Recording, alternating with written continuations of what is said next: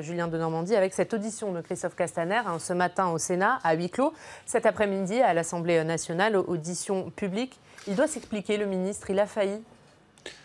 Non, je crois qu'on doit pouvoir faire toute la transparence sur ce qui s'est passé, comprendre où ont été les failles. Et à ce titre, c'est important que cette audition puisse participer à cet édifice d'identification des failles. Pourquoi ? Tout simplement parce que personne ne peut comprendre qu'aujourd'hui, au sein de la préfecture de police, des personnes puissent se radicaliser sans que pour autant le signalement, la détection n'ait pu être totalement opérationnel. Donc il faut comprendre, il faut évidemment corriger et il faut prévenir pour qu'un tel drame ne puisse se reproduire. Et donc à ce titre, je crois que c'est important l'ensemble des démarches, les inspections, l'enquête également, mais également les auditions. Alors il faut comprendre, vous dites, mais est-ce que vous comprenez que certaines voix réclament sa démission ? Non, je ne le comprends pas. Je ne le comprends pas parce que je pense que c'est pour le coup vraiment de la petite politique que de faire ça. Je crois qu'aujourd'hui, le débat il est tout entier tourné vers l'identification, la prévention, les actes de correction qui doivent être apportés pour faire en sorte, encore une fois, qu'un tel drame ne puisse se reproduire. Mais le Premier ministre l'a dit, le Président et le Premier ministre ont toute leur confiance en Christophe Castaner. Et je crois que certains opposants politiques font pour le coup vraiment de la petite politique en s'attaquant au ministre de l'Intérieur, en sa personne, et non pas en se concentrant sur ce qui aujourd'hui a conduit à pouvoir avoir un tel drame et donc tous les éléments de prévention qu'il nous faut porter. Moi, je suis, et tout le gouvernement tout entier tourné vers la protection des Français.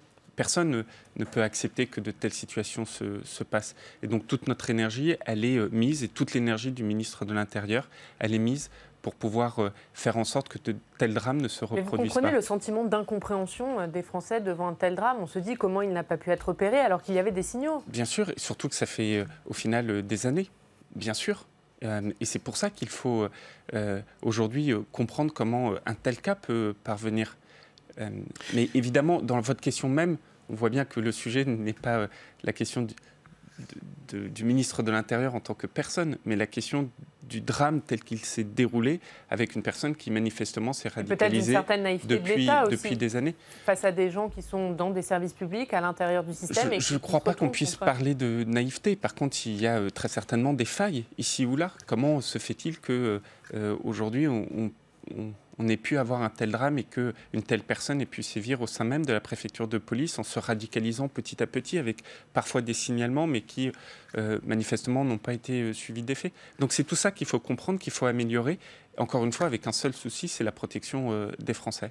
Alors, dans ces missions de contrôle, le Parlement va pouvoir écouter le ministre de l'Intérieur, la délégation parlementaire au renseignement, ce matin au Sénat, cet après-midi à l'Assemblée. Sauf que comme on touche au secret défense, ça va être à huis clos. Et finalement, même s'il y a des mesures de correction à prendre, on ne saura pas tout. Tout ne va pas filtrer, tout ne sera pas rendu public. Vous savez, il y a ces commissions, et puis, mais je crois que tout le monde peut comprendre le caractère de confidentialité ou de secret défense ici ou là.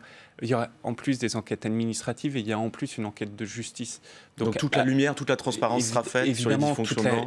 Exactement, toute la transparence. Et je crois que cette transparence, elle est évidemment nécessaire parce que, encore une fois, ça n'est pas un sujet qui concerne quelques personnes ici ou là, c'est un sujet qui concerne la sécurité des Français. Donc à ce titre, évidemment, toute la transparence sera faite, expliquée et les mesures devant être prises seront prises. Je n'ai aucun doute là-dessus, aucun doute. Après que certains pans du dossier relèvent du confidentiel défense ou du secret défense, ça aussi, je crois que chacun peut le comprendre.